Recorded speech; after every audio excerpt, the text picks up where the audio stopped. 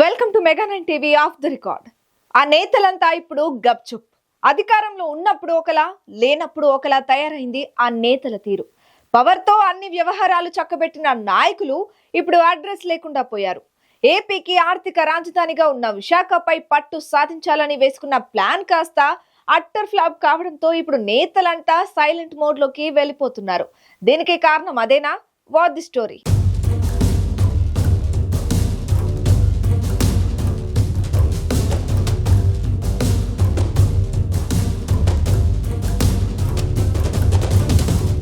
Key role పోషించే పదవుల కోసం పట్టుబట్టే నేతలంతా ఇప్పుడు యాక్టివ్ లేకుండా పోవడం విశాఖలో వైసీపీకి పెద్ద తలనొప్పిగా మారింది.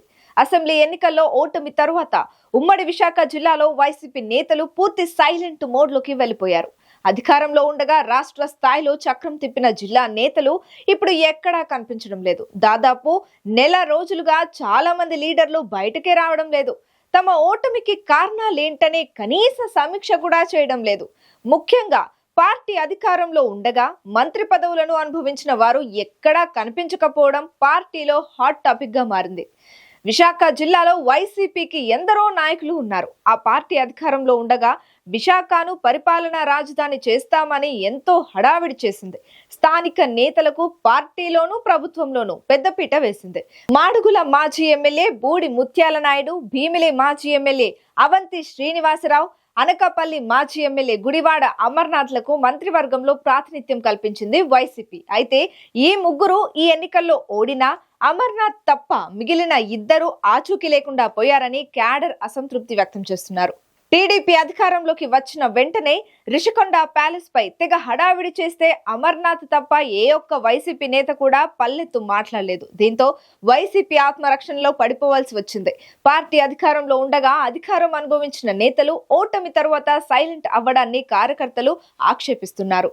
రాష్ట్రంలో జిల్లాలో వైసీపీ తుడిచిపెట్టుకుపోగా విశాఖ జిల్లా మాత్రం ఆ పార్టీకి గౌరవం దక్కేలా 2 ఎమ్మెల్యే, ఓ ఎంపీ సీటులో గెలిపించారు ఓటర్లు.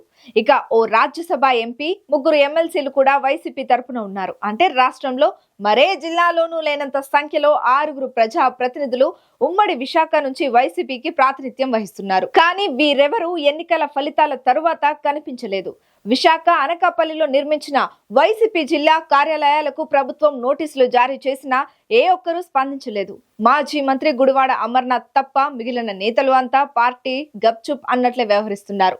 జిల్లాలో వైసీపీకి బలమైన నేతలు ఉన్నారని ఇన్నాళ్లు క్యాడర్ మురిసిపోయేవారు. చోడవరం మాజీ ఎమ్మెల్యే కరణం ధర్మశ్రీ, యలమంచిలి ఎమ్మెల్యే రమణమూర్తి రాజు లాంటి వారు గతంలో దూకుడుగా వ్యవహరించి ఆయా నియోజకవర్గాల్లో సర్వం తామే అన్నట్లు చక్రం తిప్పేవారు. అయితే పార్టీ ఓడిపోయాక వీరెవరూ కార్యకర్తలను పట్టించుకోవడం లేదని విమర్శలు వ్యక్తమవుతున్నాయి.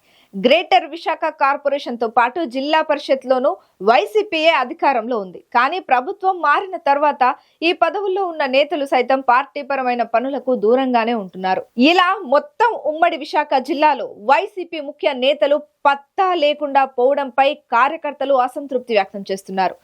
ఎమ్మెల్యేలు, ఎంపీలుగా పోటీ చేసిన నేతల కోసం తామెంతో త్యాగాలు చేసి క్షేత్రస్థాయిలో పోరాడితే ఇప్పుడెవరూ పట్టించుకోవడం లేదంటున్నారు. ఇదే అదునుగా అధికార పక్షం టార్గెట్ చేస్తుండటంతో చాలా మంది దిగువ స్థాయి నేతలు బయటకు రావడానికి కూడా భయపడుతున్నారు.